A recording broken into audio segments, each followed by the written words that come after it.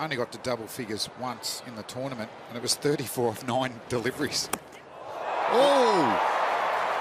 Matty Wade very tight behind the stumps. He definitely brought Dan Christian out of his crease for a little bit. He's not sure, but well bowled, and Dan Christian just playing well down the wrong line. Well, he tried to work across the spin, Flem. It was going to be tight. Foot's in the air, and he might have got him. I think he's got him, Howie. Good call from 220 metres away.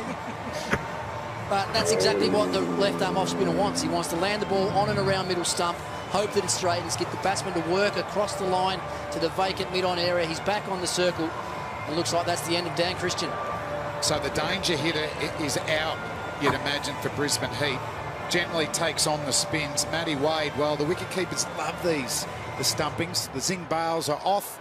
His back foot is not on the ground. So you can imagine that he'll be on his way.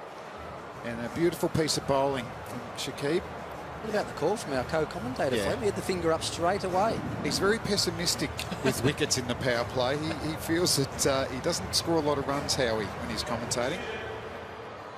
And I think he's actually a bit of a renegade at heart, too.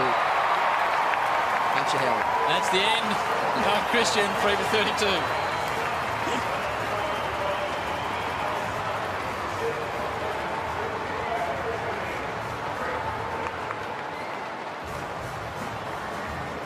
Struggle a little bit against spin in the power play.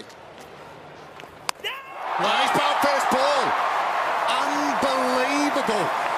So we're going to see another batsman coming out on a hat-trick, and Mark Howard is just hanging his head down. You just get wickets in the power play. You're the two fellas that said it was a genius move. And that is the end of Flores. Gee, he's turned a touch, Rick. Yeah, he's allowed to spin the ball, though, isn't he? He's a spinner. That's what he gets paid to do. So Jason Flores, he's on his way first ball, having just watched Dan Christian get out to one that turned very similarly. Actually, just going over Howie. Yep. Normally good from... Oh, that's going to be out as well. Well, what on earth is happening out here? We're just talking about it being slow, sitting in the track.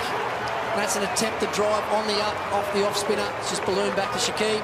Yeah, I'd like to say he moved well to get to that, but he didn't have to move at all. Chris Lynn is generally troubled by spin, so he's not dispelling that fact now. On Bunnings Warehouse replay, I'm not really sure what he was trying to do there.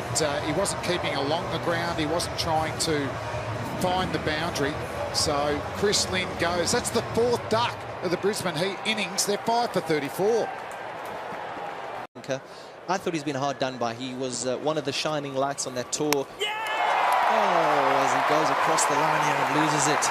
Sakib, a while calculated, he's held that back, and yeah, he's been brilliant. He's got 4 wickets for 11 and 3.4 overs. I'm not sure about his thinking there, Ben Cutting. We're just talking about the Heat needing him there at the end of the Bunnings Warehouse replay. He needed to stay in. Sakib was always going to be the hardest guy for him to slog. And he had 3 balls left in his spill, could have seen him off. The Heat now 9 for 78.